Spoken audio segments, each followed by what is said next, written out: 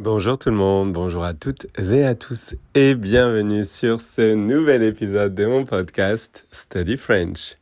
Alors je suis toujours un petit peu malade comme vous pouvez sûrement l'entendre dans ma voix, mais je me soigne et j'espère que je vais aller mieux très rapidement. Certains d'entre vous m'ont envoyé des messages pour me souhaiter un bon rétablissement. Je vous remercie beaucoup et vous êtes de plus en plus nombreux et nombreuses à m'écrire des commentaires sur mon podcast, sur Apple Podcast. Alors merci du fond du cœur et si vous aussi vous souhaitez laisser un commentaire pour m'aider, allez sur Apple Podcast et donnez une petite note à mon podcast pour m'aider à produire du contenu de meilleure qualité. Merci d'avance. Vous êtes des milliers à m'écouter, ça me fait extrêmement chaud au cœur, tout simplement. Alors aujourd'hui, le thème de ce podcast, c'est 5 façons de poser des questions en français. C'est parti. Alors, la première façon de poser des questions en français, c'est en utilisant pourquoi. Pourquoi, donc why en anglais. Pourquoi, donc c'est le premier W. C'est le W du why et en français on dit pourquoi. Alors exemple en contexte, pourquoi tu n'es pas venu en vacances avec nous? Pourquoi tu n'es pas venu avec nous? Ou encore, pourquoi tu as étudié les sciences alors que tu es passionné par les arts? Pourquoi tu as étudié les sciences alors que tu as une passion pour les arts? Donc voilà, cette première façon de poser des questions, ou plutôt ce premier mot interrogatif, donc pourquoi, qui est l'équivalent de why en anglais et qu'évidemment on utilise énormément en français, car dans la vie, il faut souvent savoir pourquoi, le pourquoi. Voilà pour cette première façon. La deuxième façon, ou plutôt le deuxième mot interrogatif, c'est quand. Quand. Donc Q-U-A-N-D, quand. Et en anglais, c'est tout simplement when. When, donc W-H-E-N, et en français, c'est quand. Alors, je vais vous donner quelques exemples en français pour illustrer mon propos. Alors, par exemple, quand est-ce que tu as acheté ta voiture? Quand est-ce que tu as acheté ta voiture? Ou quand as-tu acheté ta voiture? Quand as-tu acheté ta voiture?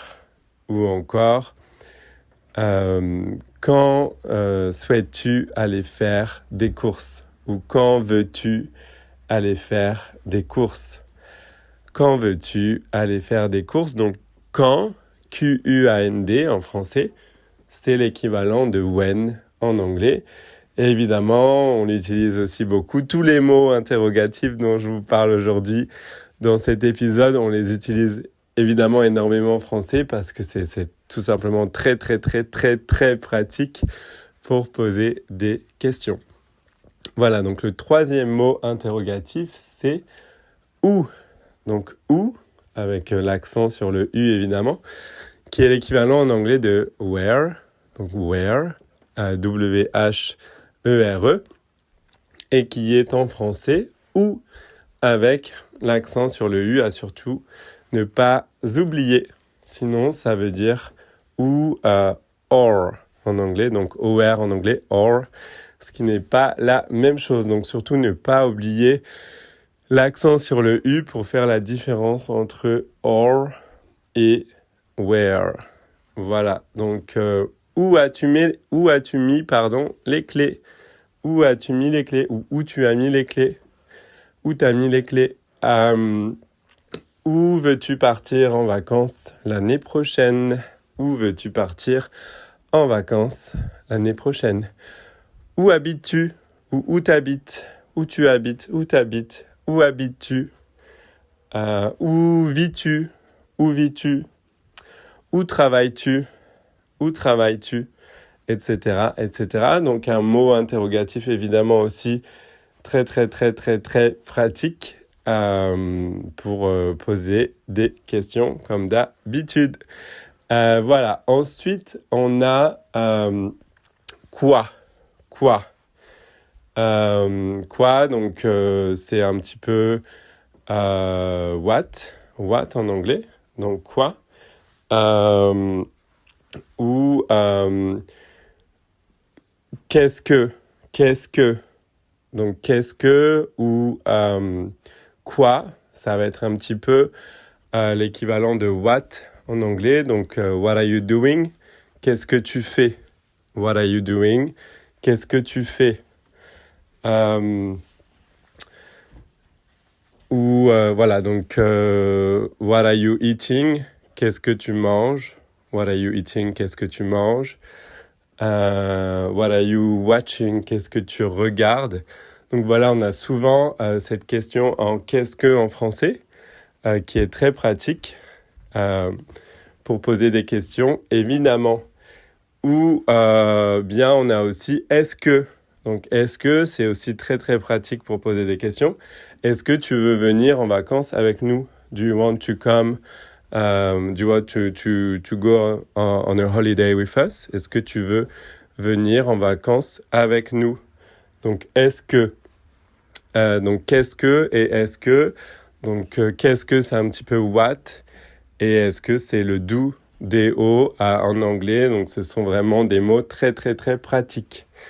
Voilà pour cette quatrième option, entre guillemets, ou cette quatrième façon de poser des questions, ces quatrièmes mots interrogatifs. Et la dernière chose dont je voulais vous parler aujourd'hui, c'est which, en anglais, which, donc W-H-I-C-H, which, et c'est l'équivalent de quel, Q-U-E-L ou quel, Q-U-E-2-L-E. En français, donc par exemple, which country do you prefer? Quel pays tu préfères? Which country do you prefer? Quel pays tu préfères? Ou encore, which table do you want? Quelle table tu veux? Quelle table tu veux? Which car do you want to buy? Quelle voiture veux-tu acheter? Donc quel, Q-U-E-L au masculin ou Q-U-E 2-L-E au féminin. Voilà, donc pour ces 5 façons de poser des questions entre guillemets ou ces 5 mots interrogatifs. Il y en a même un petit peu plus là dans la liste, un peu plus que 5. Continuez s'il vous plaît de partager mon podcast Study French avec vos amis et votre famille. Voilà, pour m'aider à avoir encore plus de gens qui l'écoutent. On est déjà beaucoup, ça me fait très plaisir, mais c'est juste pour qu'on grossisse toujours de plus en plus. Merci beaucoup du fond du cœur et je vous dis à très bientôt pour un nouvel épisode. Au revoir.